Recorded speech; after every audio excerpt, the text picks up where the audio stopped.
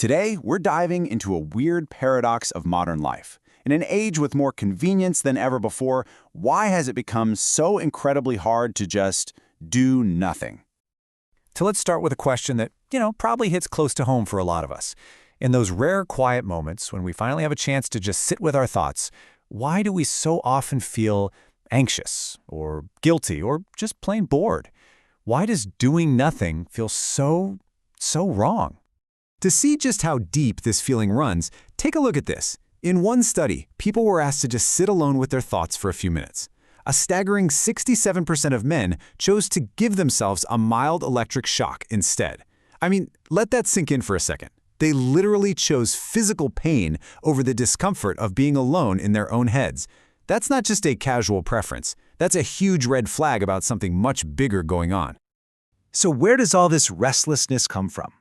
Well, our first section digs into the philosophical roots of this feeling in what we can call the productivity paradox. It's wild, but the philosopher Theodore Adorno kind of saw this whole thing coming way back in the 40s. He argued that under capitalism, even our happiness becomes prescribed. Our fun isn't spontaneous anymore. It's a planned activity. Think about that expensive dinner or the blockbuster movie you're supposed to enjoy. It's not actually rest. It's just another form of consumption. And look, this isn't just some dusty old academic idea. This quote from a Reddit discussion just nails how this plays out today. We've swapped out work hard, play hard for things like self-actualization and self-improvement. We think we're escaping the rat race, but really we're just building ourselves a new, fancier treadmill. The pressure to always be growing, always be optimizing, it's just relentless. So the bottom line is, our culture frames productivity not just as a way to get ahead at work, but as a moral imperative. We're living in what's been called an achievement society. I mean, think about it. When you picture your best self, is that person ever just chilling on the couch doing absolutely nothing? Or are they always active, always disciplined, always accomplishing something? Yeah, for most of us, idleness has basically become a character flaw. And this pressure to constantly achieve has completely transformed what we do with our free time. As we're about to see in our next section, it's turned leisure itself into a kind of performance. For a long time, free time was just a break from work. Simple. But then, capitalism did what it does best. It found a way to monetize it. Leisure stopped being about genuine rest and started being about consumption. It became a prize you earned so you could go spend money on things.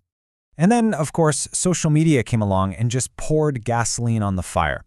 Like this comment says, it wasn't enough to just do something in your free time anymore. Now you had to document it, you had to curate it, and you had to perform it for an online audience. Your vacation, your hobbies, your brunch, it all became content. And this performance leisure came with all these weird unwritten rules. As one source put it, your fun had to look expensive. It had to be effective, meaning you had to look like you were having the absolute best time ever. Everything had to be maxed out. And here's the strangest part. Any visible effort was a bad thing, because effort is work, and this was supposed to be fun. Suddenly, relaxing became absolutely exhausting. So, the predictable outcome of this always-on, performative culture is something researchers now call digital fatigue. It's a specific kind of psychological stress that comes from the constant connectivity, the endless scrolling, and the pressure to be available 24/7. We're not just getting burned out by our jobs anymore, we're getting burned out by our downtime too. Okay, so if our current approach to leisure is just leaving us drained, where do we go from here? Our third section explores a really interesting, kind of counterintuitive solution: the effortful art of rest. Now, to get this, we first need to understand that there are actually two different kinds of well-being.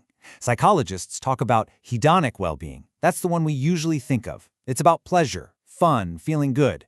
But then there's eudaimonic well-being, which is way deeper. It's about meaning, growth, and a sense of fulfillment. And this chart right here shows exactly how that plays out in our day-to-day lives.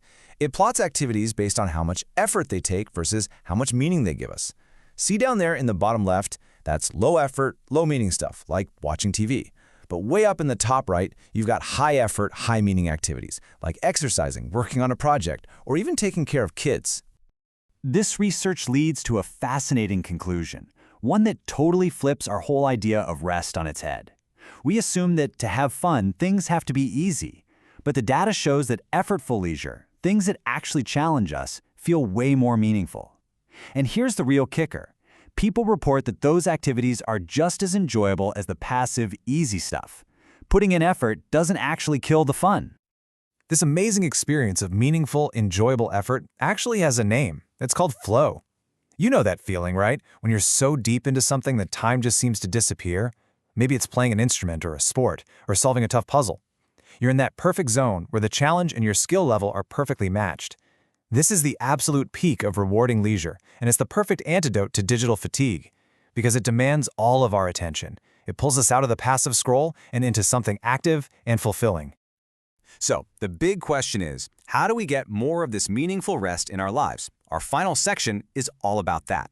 It's about reclaiming your attention from a world that is designed to steal it from you. It really starts with recognizing the choice we have in every single spare moment. On one side, you've got passive consumption, the doom scrolling, the mindless entertainment, what one source hilariously calls brain rot. But on the other side, you have active cultivation, engaging in real projects, being genuinely curious, and consciously building your inner world. And here are some really concrete ways to practice that active cultivation. Start a real, tangible offline project. Put the phone down and just notice the world around you. It's a superpower we're all losing. When you get an idea, act on it. Build that momentum. And engage with big ideas, not just bite-sized information. Feed your mind. Don't just distract it. And this brings us right back to where we started, but with a whole new perspective. This piece of Taoist philosophy offers such a beautiful reframe. The goal isn't to cram our lives with more activities, even the meaningful ones. It's about doing less, but with more intention. Doing nothing here isn't about being lazy. It's about being so in sync with things that the right action just happens effortlessly. It's the ultimate state of flow. So, I'll just leave you with this question to think about. Our world is literally built on an economy of attention. Algorithms and notifications are in a constant battle to fill every single empty moment of your day.